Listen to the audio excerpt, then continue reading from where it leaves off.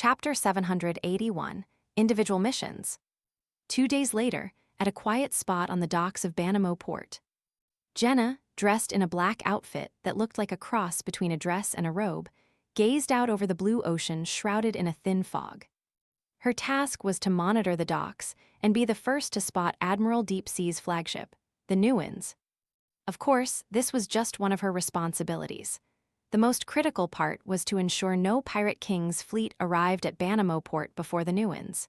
If that happened, she had to quickly inform Lumion so the unknown adventurer could disappear. Jenna paced back and forth or found a spot to sit, patiently waiting for her target. Suddenly, she saw a colossal shape break the surface of the water, emerging from the depths. The massive object was jet black and metallic, with seawater cascading off its surface. It resembled an elongated, inflated spindle with a thin, curved metal tube extending from its top like a snail's eye stalk. In the next moment, the metal tube retracted, and the upper half of the behemoth split open, unfolding outward to reveal a broad deck, numerous cannons, and hundreds of pirates. Masts and sails were raised. Jenna was momentarily mesmerized. Though Lumion had described how Bone Splitter Basil's black octopus submerged, surfaced, and unfolded, seeing it in person was stunning. There was a strong sense of mechanical beauty. Moreover, the behemoth was no smaller than the latest steam-powered ocean liners, vastly superior to traditional sailing pirate ships. Jenna didn't need further confirmation to know this was Admiral Deep Sea Howell Constantine's flagship, the Newens. She quickly deduced that the Newens had arrived alone, without the black octopus. Since Vice Admiral Dusk Bulatov Ivan became the King of Dusk, other ships in Admiral Deep Sea's fleet rarely traveled with the flagship. The Newens and the black octopus could submerge and travel secretly, which other ships couldn't do. Forcing them to follow would only expose Howell Constantine's movements. This was one reason Franca had targeted Admiral Deep Sea. What a beautiful piece of alchemical machinery, Jenna thought, staring at the Newens. Her father had been a worker, and his appreciation for machinery had deeply influenced her and her brother Julian. With Trier full of all sorts of useful and odd machines, Julian had almost given up his faith in the eternal blazing sun in his youth to join the god of steam and machinery's church. Jenna withdrew her gaze and walked away from the dock, somewhat worried about something else. Her brother Julian would return to Trier in just over a month after his exchange studies. She didn't want him to continue living in this dangerous city built on a caldera. She wanted Julian to settle in a place with strong official forces but not as dangerous as Trier. Port La Soeur, where he was currently staying, or another similar town would be ideal. Jenna knew she couldn't persuade Julian. He would worry about her unless she found a reliable person to marry. Besides, Julian had grown up in Trier and it offered him more opportunities. How could he leave his hometown? I need to find a way, something temporary to convince him. Permanent relocation is something Julian would never accept. As Franca said, maybe try for 3 years, then another 3. Jenna didn't consider having Anthony directly hypnotize Julian. Just then, 2 drunken pirates stumbled onto the dock and spotted Jenna in her hooded, dress-like outfit. They looked her up and down for a few seconds, exchanged glances, and blocked her path. "Hey lady, name your price. If you don't want to, we'll just decide for ourselves." As they spoke, the pirates reached out to grab Jenna. In Banamo Port, this wasn't uncommon. Local women either worked as streetwalkers in protected places like bars or stayed home to avoid attracting pirates.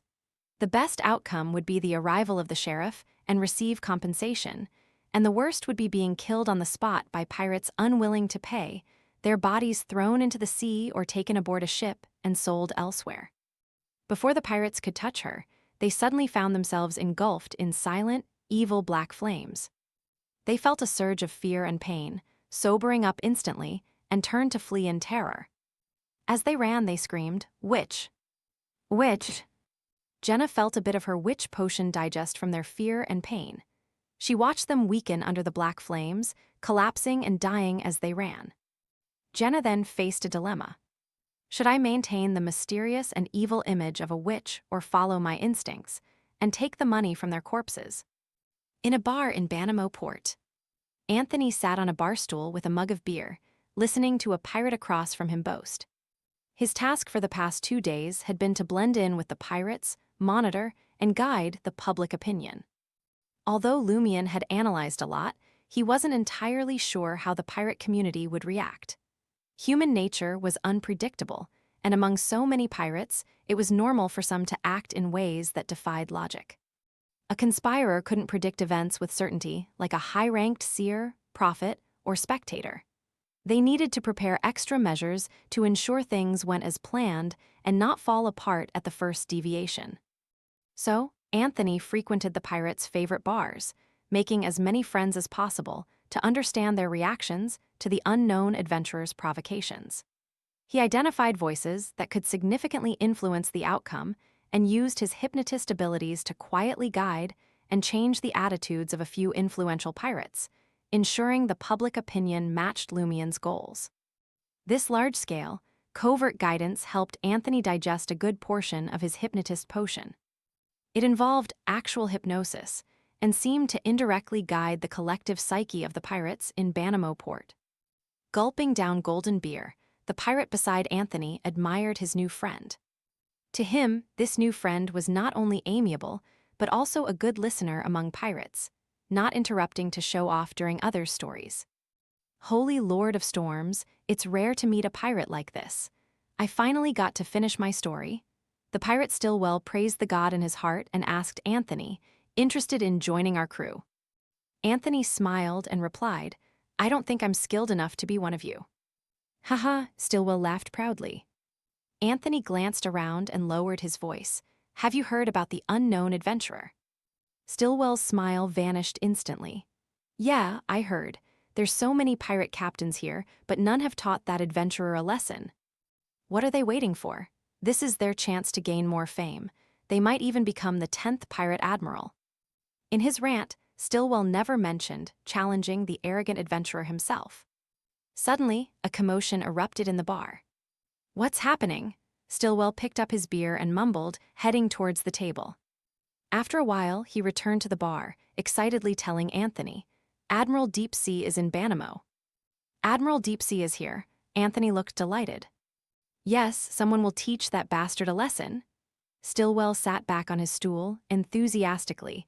That's a pirate admiral. Every pirate admiral earned their title through real battles, not just boasting. They could kill all the adventurers here if they wanted to. When Stillwell finished, Anthony echoed, I'm already looking forward to it. Gulp, Stillwell picked up his beer mug again and took a sip. He boasted, I thought Admiral Deepsea would come to end the humiliation caused by those so-called notable pirates. Why do you say that? Anthony asked curiously. Stillwell glanced at him. You don't know. Anthony smiled and explained. Although I'm from Intes, our boss often intercepts ships in the Berserk Sea and rarely comes to the Fog Sea. That explains it. Stillwell nodded understandingly. He lowered his voice. We suspect Admiral Deepsea comes to Banamo Port every year to find that legendary treasure. Treasure, the Lost Newins. Anthony acted like a genuine pirate. The Lost Newins was one of the most famous treasure legends on the Five Seas, rumored to be at the bottom of a certain part of the Fog Sea. It was said to be the site of an ancient civilization of intelligent beings, long destroyed. Strange items often appeared in the area, all pointing to the ancient Newins. Yes, Stillwell nodded emphatically. Think about it. Admiral Deepsea's flagship was found in some ruins and named the Newins. Anyone would suspect those ruins are the Lost Newins. Besides, the area where the Newins supposedly sank isn't far from here.